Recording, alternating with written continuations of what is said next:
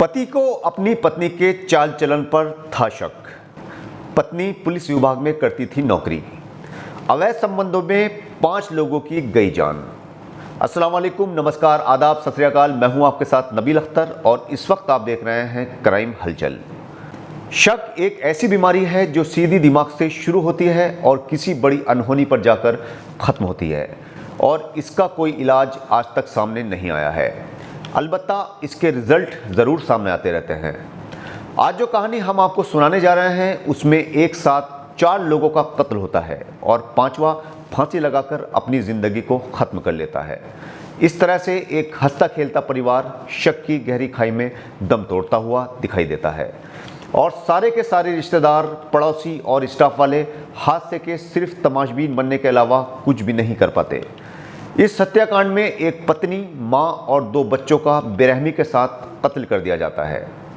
आखिर ऐसा क्या हुआ था जो परिवार के लोगों ने ही पूरे परिवार को नेस्तनाबूद कर डाल दिया। कहानी शुरू होती है बक्सर से, जहां का रहने वाला पंकज एक मॉल में काम करता है और वहीं पर उसके साथ काम करती है नीतू। चूंकि दोनों एक ही जगह पर एक ही छत के नीचे कई घंटे तक काम करते थे और साथ में ही रहते थे, इसी वजह से दोनों एक दूसरे के मिजाज से अच्छी तरह से वाकिफ हो चुके थे। एक दिन पंकज ने नीतू को प्रपोज कर दिया। नीतू भी दिल ही दिल में पंकज को पसंद करती थी, इसलिए वो ना नहीं कह पाई और दोनों के परिवारों की रजामंदी से पंकज और नीतू ने शादी कर ली। दोनों की जिंदगी अच्छी तरह से गुजरने लगी। इस बीच इन दोनों के 2 बच्चे भी हुए, जिनकी परवरिश दोनों ही पति पत्नी अच्छी तरह से कर रहे थे। परिवार पूरी तरह से खुश था। बच्चे हो जाने की वजह से खर्चे काफ़ी बढ़ चुके थे। नीतू को लगा कि उसे किसी सरकारी नौकरी की तलाश करनी चाहिए। उसने मॉल की नौकरी के साथ साथ पढ़ाई भी शुरू कर दी और साल 2015 में नीतू सिपाही के तौर पर पुलिस में भर्ती हो गई। अब पंकज मॉल में काम करता था और नीतू पुलिस विभाग में।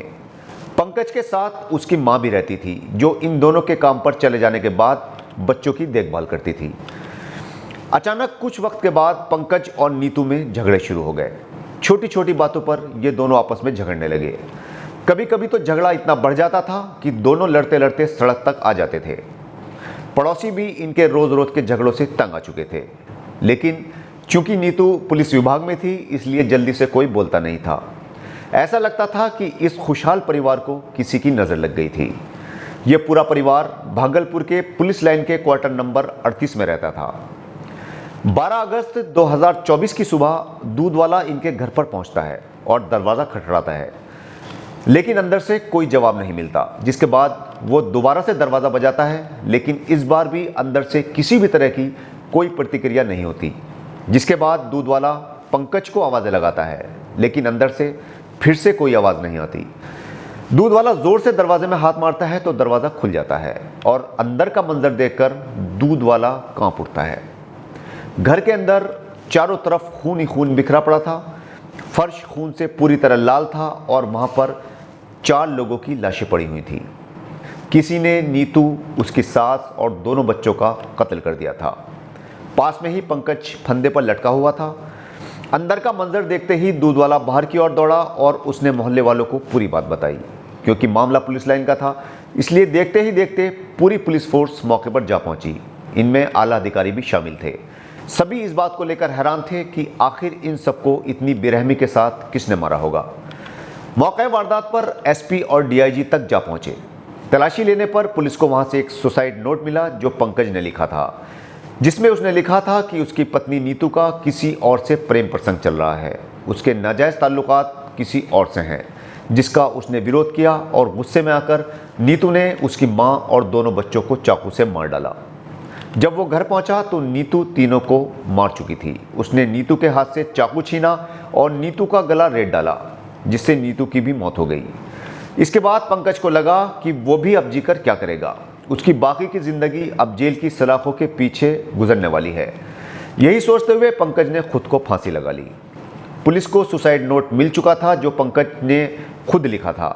पुलिस भी मजबूर हो गई कि पंकज ने जो भी लिखा है वो सही ही लिखा होगा, क्योंकि इसके अलावा पुलिस के पास वजह जानने का कोई और रास्ता बाकी नहीं था, क्योंकि सभी लोगों की मौत हो चुकी थी। इस तरह से पंकज के शक और नीतू की जिद ने पूरे परिवार का खात्मा कर डाला। अब इस हंसते खेलते परिवार में कोई नहीं बचा है। बची हैं तो सिर्फ वीरान घर की खामोश दीवारें, जो इस पूरे खूनी खेल की चश्मदीद गवाह हैं। दीवारों के कान ज़रूर होते हैं, लेकिन दीवारों की जुबान नहीं होती, नहीं तो वो चीख चीख कर इस पूरे हत्याकांड की सच्चाई को बयां कर देती।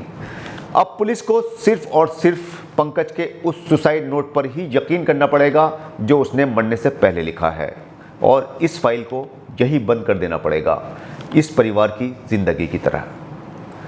तो ये थी आज की कहानी। जल्द ही आपसे फिर मुलाकात होगी एक नई कहानी के साथ। तब तक अपना और अपने पूरे परिवार का अच्छी तरह से ख्याल रखिए और देखते रहिए क्राइम हलचल विद नबील अख्तर।